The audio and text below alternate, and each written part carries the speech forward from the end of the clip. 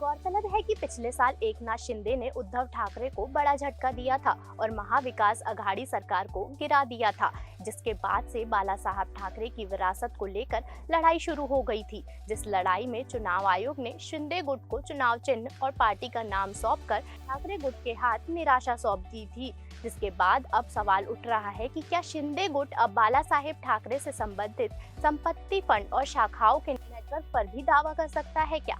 गौरतलब है कि ठाकरे परिवार के वफादार सुभाष देसाई के नाम पर शिवाई सेवा ट्रस्ट है।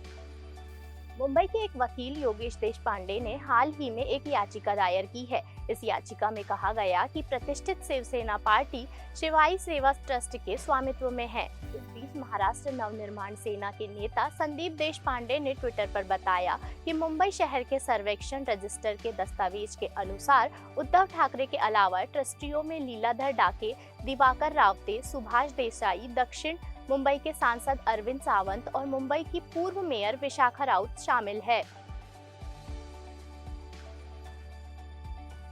शिवसेना भवन को कई दशकों से राजनीतिक कार्यालय के रूप में इस्तेमाल किया गया है। ये एक सार्वजनिक ट्रस्ट की संपत्ति है, जिस पर दावा करना शिवसेना के दोनों गुटों के लिए आसान नहीं होगा। रिपोर्ट्स की माने तो अब उद्धव ठाकरे के गुट को शिवसेना भवन पर अपना दावा बनाए रखने के लिए शिकायत का जवाब देना होगा।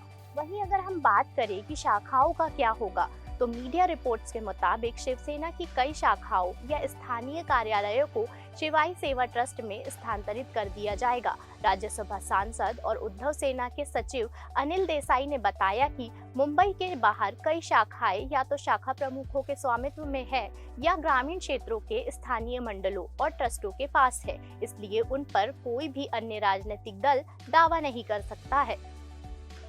फिर ऐसे में सवाल ये उठता है कि आखिर सामना का क्या होगा।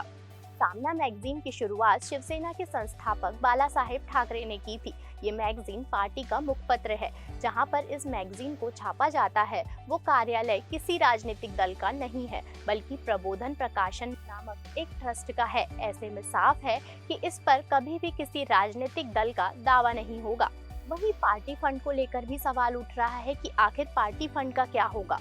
तो 17 फरवरी 2022 को शिवसेना द्वारा ईसीआई के साथ दायर की गई वित्तीय वर्ष 2020-21 की वार्षिक ऑडिट रिपोर्ट से पता चला है कि पार्टी ने अनुदान, दान, योगदान, सदस्यता और प्रकाशनों की बिक्री के माध्यम से 13 करोड़ रुपए से अधिक की आय अर्जित की है। खास बात यह भी है कि एकनाथ शिंदे ने स्पष्ट किया है कि वे उद्धव सेना के किसी भी संपत्ति पर दावा नहीं करेंगे।